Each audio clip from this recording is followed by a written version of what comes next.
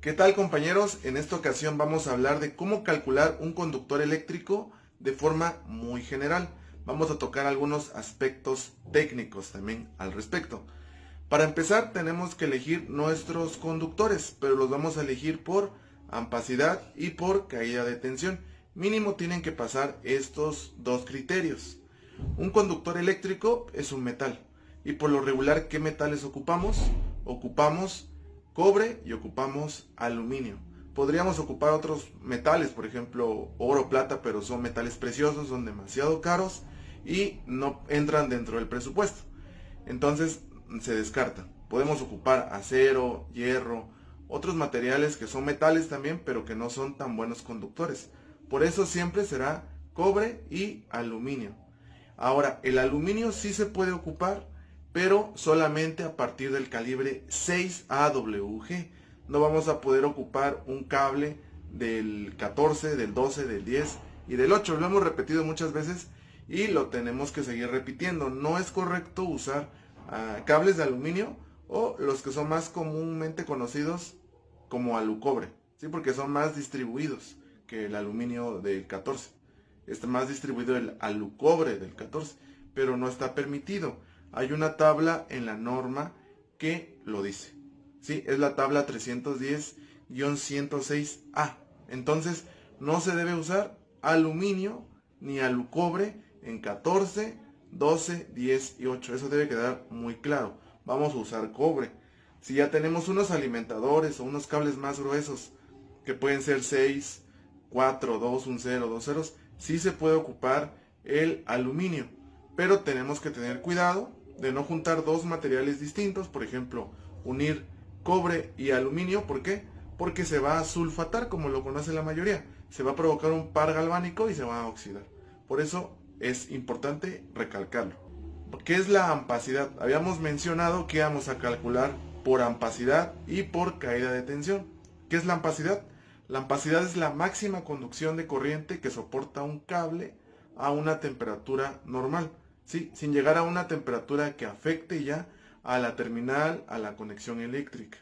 Entonces, hay una tabla en la norma, la hemos mencionado mucho, es de las tablas más famosas, que es la tabla 310-15B16. ¿Sí? En esta tabla vamos a elegir nuestros conductores. El conductor va a ser elegido dependiendo del material. Viene cobre, aluminio, y vamos a elegir la columna de 60 grados centígrados. No vamos a ocupar la de 75 ni la de 90. La de 75 es para cuando tienes más de 100 amperes y la de 90 es cuando tienes factores de agrupamiento o factores de temperatura. ¿Sí? Esos son sus nombres más conocidos. Realmente es factor de corrección y factor de ajuste. También mencionamos que vamos a calcular por caída de tensión. La caída de tensión, ¿qué es? Es la disminución del voltaje, la disminución de la tensión eléctrica. Es un nombre más correcto, tensión eléctrica. Entonces, ¿por qué tenemos que calcular que no baje mucho el voltaje? Porque si nosotros no le entregamos un voltaje adecuado a nuestro equipo eléctrico, vamos a tener problemas de rendimiento. Por ejemplo, cuando un foco se le conecta menos voltaje, sobre todo en los incandescentes, ahí se ve mucho, su brillo baja. Pero cuando le metemos más voltaje, su brillo aumenta. Ese es el rendimiento. Ahora, la norma menciona que debemos respetar cierto nivel de caída de tensión y lo menciona en porcentajes. El 3% para circuitos alimentadores y el 3% para circuitos derivados. Eso es lo que debemos respetar. No es obligatorio porque en el título 3 menciona que las notas por lo regular no son obligatorias a menos que tengan un lenguaje imperativo que diga debe o no debe. Y en el caso de la caída de tensión son notas, las dos, alimentadores y derivados, y no tiene un lenguaje imperativo. Pero por sentido común, por seguridad, por experiencia, es mejor que se ocupe un 3% como máximo en caída de tensión para que los equipos tengan un buen rendimiento. Es mejor. ¿Cómo vamos a calcular la corriente? La corriente se calcula con la fórmula I es igual a P entre V por Fp, que sería corriente es igual a potencia entre el voltaje por el factor de potencia, ¿sí? Vamos a poner un ejemplo ya desde ahorita. Vamos a suponer que tenemos un circuito eléctrico de 1000 watts. Entonces, tenemos 127 volts, tenemos 1000 watts de potencia eléctrica y nuestro factor de potencia, ¿cuál es? Por lo regular siempre vamos a tomar un factor de potencia de 0.9, ¿sí? Es el factor de potencia sano, digamos. Si tenemos un factor de potencia muy bajo, podemos recurrir, podemos caer en una multa de CFE. Claro, no en todas las tarifas, pero no es bueno tener un factor de potencia bajo. ¿Por qué? Porque está diciendo que tu equipo eléctrico no está aprovechando correctamente la energía. O sea, por ejemplo, si tienes 0.9 de factor de potencia, quiere decir que del 100% de la potencia que te entrega la CFE, que es la compañía que nos da la energía, de ese 100% estás aprovechando solamente 90. Ahora, si tienes un factor de potencia de 0.7, 0.6, quiere decir que estás aprovechando solamente el 70, el 60% de la energía. Por eso no es bueno tener un factor de potencia bajo. Hacemos el cálculo. La corriente es igual a los 1000 watts entre los 127 volts por 0.9 de factor de potencia. Esto nos da como resultado 8.74, ¿sí? Entonces, con esta corriente yo puedo ir a la tabla 310-15B16, en donde voy a seleccionar mi conductor eléctrico. Recuerden, columna de 60 grados, cobre, no pasa de 15 amperes, por lo tanto yo puedo escoger el cable 14AWG. No hay ningún problema, ¿sí? Muchos siempre escogen como mínimo 12, está perfecto, ¿sí? De hecho, la norma en el numeral, me parece 4.2.6, menciona en la nota que de ser posible hay que seleccionar cables con sección transversal, o sea, más gruesos de los requeridos. Entonces está perfecto. Si tu cálculo te sale que un 14 y puedes meterle un calibre 12, puedes seleccionar ese calibre, comprarlo, pues está perfecto.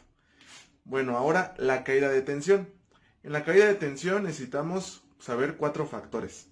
Necesitamos saber la longitud máxima, necesitamos saber la corriente, el voltaje y la sección transversal.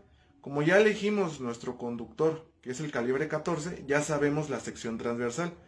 La sección transversal sería el área, que serían 2.08 milímetros cuadrados.